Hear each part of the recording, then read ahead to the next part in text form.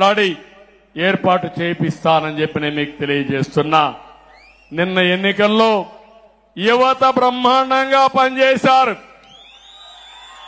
Job రావాలంటే ఇదే slogan ఎక్కడ చూసినా. అందుకే నా మీద బాధ్యత పెరిగింది. మళ్లీ ఉద్యోగాలు ఇప్పించే బాధ్యత నాది. అందుకనే ఆలోచిస్తున్నాను. మన కుప్పానికి టెక్స్టైల్ గాని, ఫుడ్ ప్రాసెసింగ్ గాని, వివిధ రకాలైనటువంటి ఇండస్ట్రీస్ రావాలి. ఇక్కడి నుంచి మనం ప్రపంచంలో ఉండే కంపెనీలకు పనిచేసే విధంగా కూడా రావాలి. ఇవన్నీ కూడా ఏ విధంగా చేయాలో నేను ఆలోచిస్తున్నా. ఒక ప్రణాళిక తయారు చేసుకుంటా. కుప్పంలో ఇండస్ట్రీస్ రావాలి. కాలేజీలు, స్కూల్స్ ఇప్పటికే మనం చాలా పెట్టుకున్నాం. కుప్పం ద్రవిడ యూనివర్సిటీ ఉంది, భ్రష్టు పట్టించారు. నేను ఒకటే ద్రవిడ యూనివర్సిటీలో నేను దృష్టి పెడుతున్నాను. మళ్ళా అడ్మినిస్ట్రేషన్ గాడిలో పెట్టే బాధ్యత నాది. 254 మందికి 10 నెలలుగా జీతాలు రావడం లేదు. 6 నెలలుగా జీతాలు రాని వాళ్ళందరికీ జీతాలు కూడా రిలీజ్ చేయమని నిన్నే చెప్పొచ్చాను. ఆ జీతాలు కూడా రిలీజ్ చేపిస్తాం. అదైన తర్వాత ద్రవిడ యూనివర్సిటీ ప్రక్షాళన చేయాల్సిన బాధ్యత ఉంది. ప్రక్షాళన చేస్తాను. ప్రక్షాళన చేసి ఒక మంచి యూనివర్సిటీగా తీర్చిదిద్దాను. మెడికల్ కాలేజ్ ఉంది, ఇంజనీరింగ్ కాలేజ్ ఉంది, మంచి స్కూల్స్ ఉన్నాయి. ఇంకా నేను ఒకటే ఆలోచిస్తున్నా, కుప్పాన్ని ఒక ఎడ్యుకేషన్ హబ్ గా తయారు చేయాలని. మన పిల్లలు చదువుకోవడమే కాకుండా బయట పిల్లలు కూడా వచ్చి చదువుకుని ఒక ఆహ్లాదకరమైన ప్రదేశంగా ఈ కుప్పాన్ని తయారు చేస్తాం. దానివల్ల చాలా వరకు ఉపయోగం వస్తుంది. ఇది కూడా చేస్తానని చెప్పి నేను మీకు తెలియజేస్తున్నా. ఇది కాకుండా ఇంకో పక్కన మీరు ఒకసారి చూస్తే, ఇక్కడికి వచ్చినప్పుడు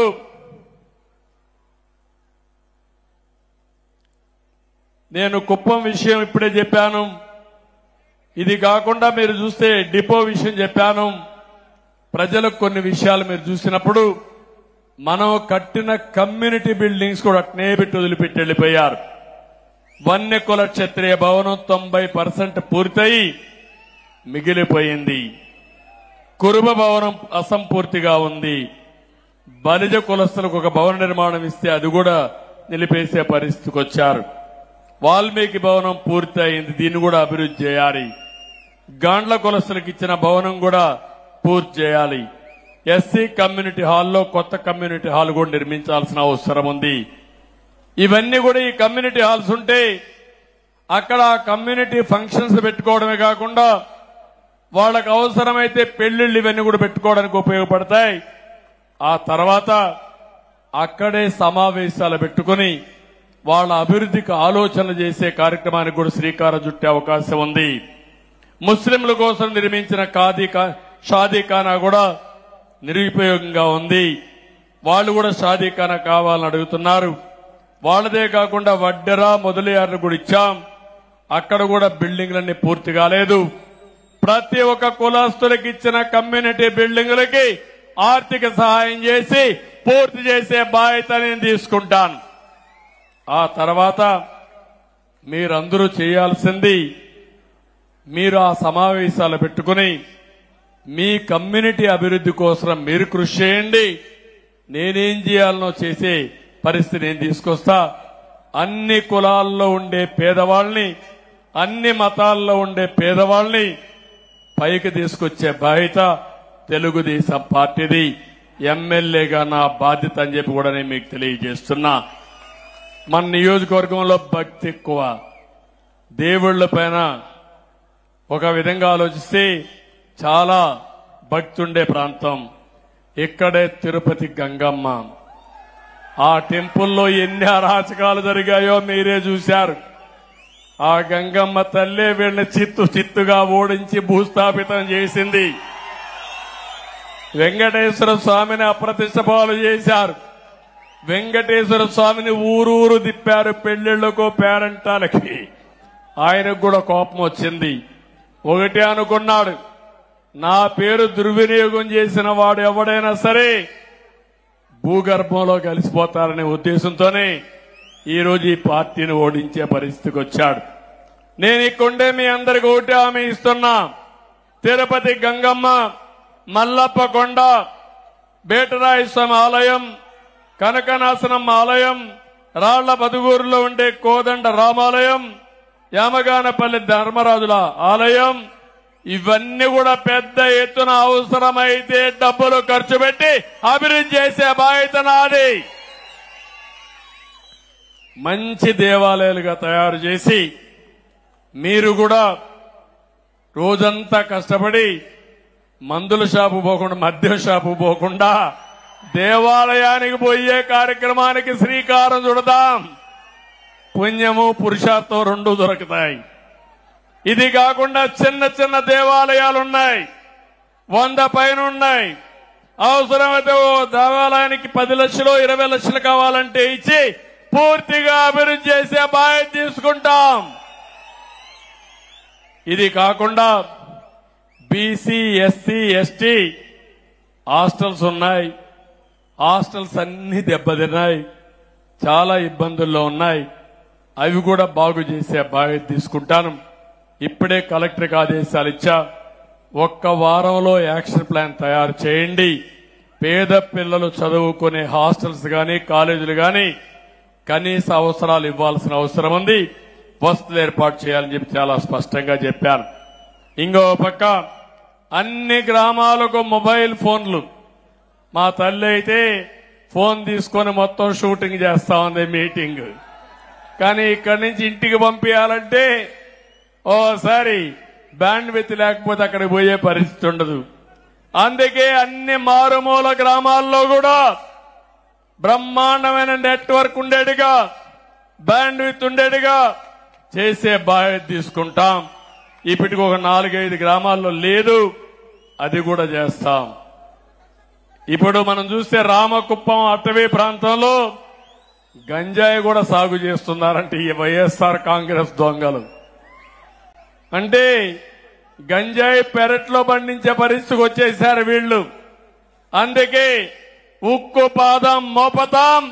గంజాయి ఎవడైనా ఎక్కడైనా సాగు చేసి నిన్ను మాత్రం వదిలిపెట్టమని చెప్పి మరొకసారి ఈ సభ ద్వారా హెచ్చరిస్తున్నా.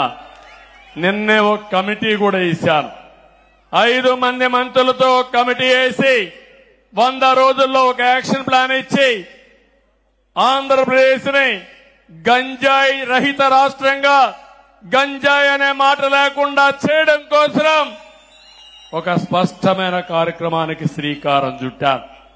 అదే సమయంలో కుప్పంలో హింస, నేరాలు, ఘోరాలు, అవినీతి, దోపిడీ జరగడానికి వీలు లేదు. ఒకప్పుడు నేను చెప్పేవాడిని, పోలీస్ స్టేషన్ అవసరం లేదు, కోర్టుకు పోకూడదు, అప్పుడే మనం అభివృద్ధి అవుతామని చెప్పాను. కానీ ఈ దుర్మార్గులు వచ్చి అన్ని ఎస్ఐల్ని నేరాలు చేపించడానికి ప్రోత్సహించారు. వీళ్లే దొంగలకు కాపలా పెట్టే పరిస్థితికి వచ్చారు. దానివల్ల చాలా అరిష్టాలు జరిగాయి. అవన్నీ కూడా ఎక్కడికక్కడ నిర్మూలించే బాధ్యత నాదని మీ అందరికీ హామీ ఇస్తున్నా. నేను ఒకటే మిమ్మల్ని అందరినీ కోరుతున్నాను, సంకల్పం మంచిదైతే భగవంతుడు కూడా సహకరిస్తాడు.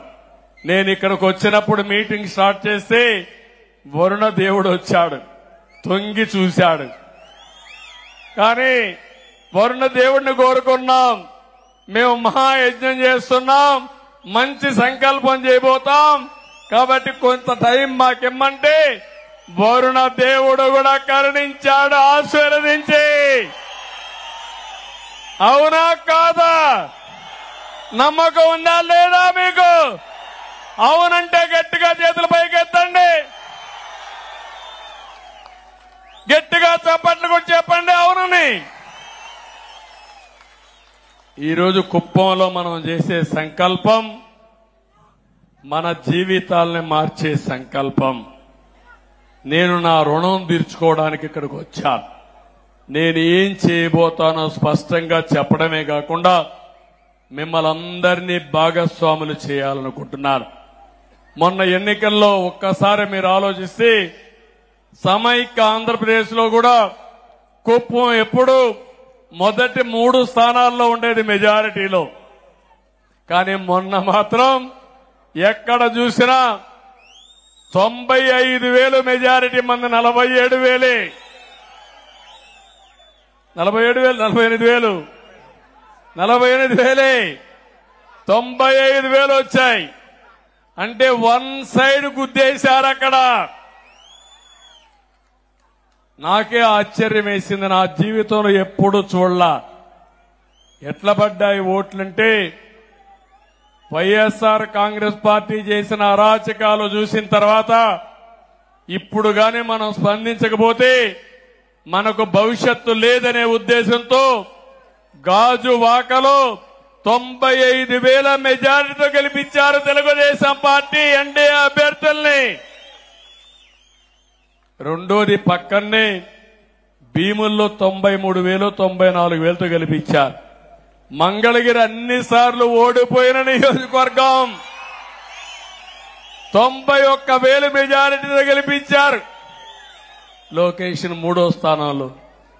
పవన్ కళ్యాణ్ గారు నిలబడిన నియోజకవర్గం 71,000 మెజారిటీ. ఓట్లే ఓట్లు, గుద్దుడే గుద్దుడు. ఎవరికి అర్థం కాలేదు ఇది. 57% వన్ సైడ్ ఓట్లే వేశారు. ఇంకో పక్క ఉద్యోగస్తులైతే పోస్టల్ బ్యాలెట్ చూస్తే వన్ సైడ్ ఓట్లే వేశారు అందరూ కూడా. మహిళలు కూడా బ్రహ్మాండంగా ఓట్లేశారు.